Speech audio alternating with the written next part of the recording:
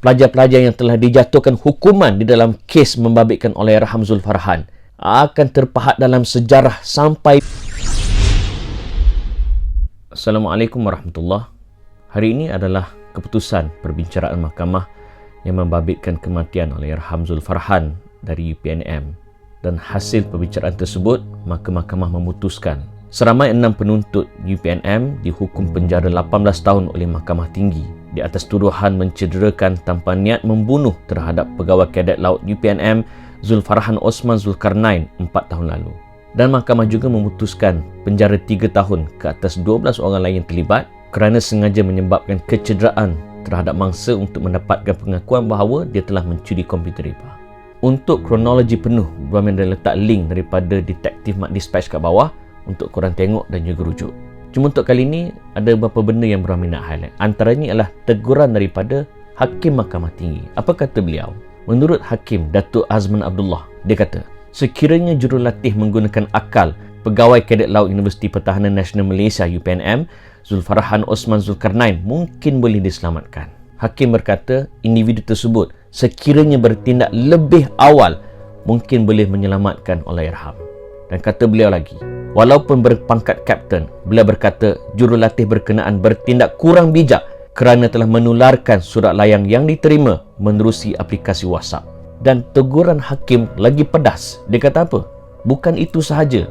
Perkara sama berlaku jika ada campur tangan oleh doktor dari klinik swasta yang dikunjungi tertuduh dan mangsa. Kebiasaannya pihak hospital atau klinik kesihatan akan menghubungi polis kalau mengesyaki pesakit didera. Bukan membabi buta dengan mempercayai mangsa terlibat dengan letupan dalam latihan sehingga terkena ke semua bahagian tubuh termasuk alat sulitnya kecuali muka.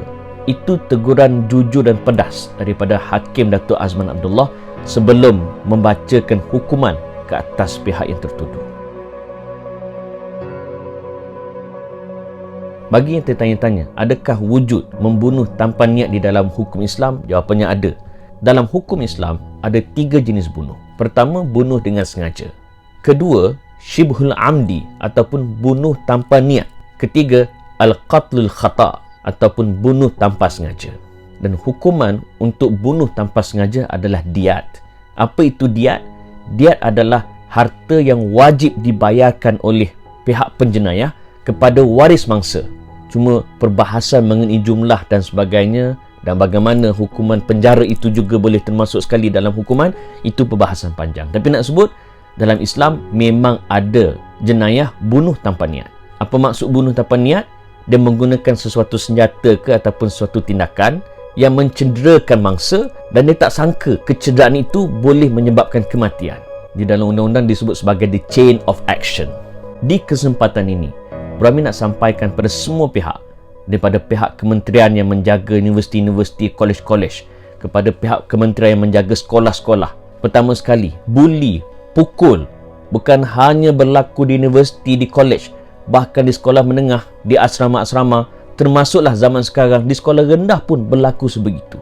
Dan saya sebagai seorang bapa, seorang dah mula masuk asrama, seorang lagi masih lagi di sekolah rendah, saya turut risau dengan apa yang berlaku dalam masyarakat kita. Bully is real, guys. Sebagai bekas pelajar asrama, saya tahu bully memang ada.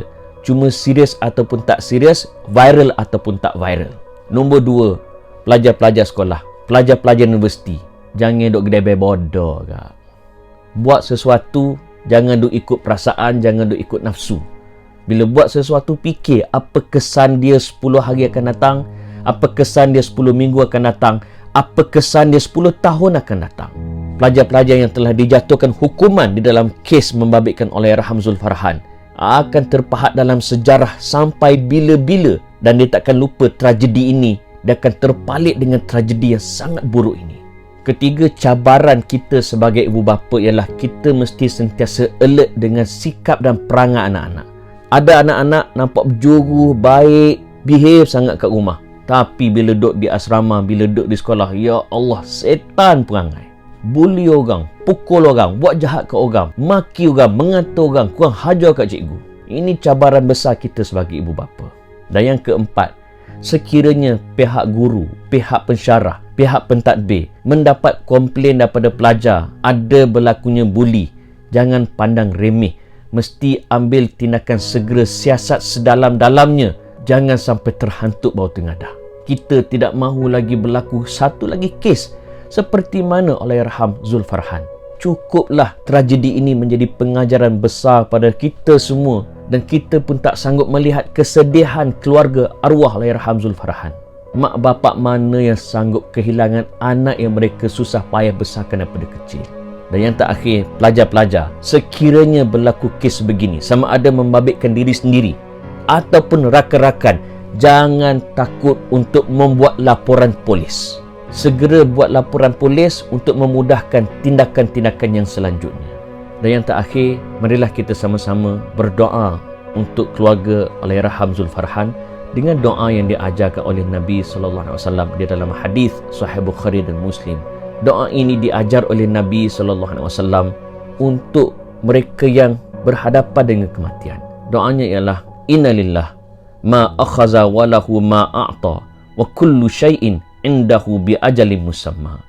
Sesungguhnya kepunyaan Allah segala sesuatu yang dia ambil, serta kepunyaannya juga segala yang dia telah berikan, dan setiap perkara di sisinya ada tempoh ajalnya. Amin ya rabbal alamin.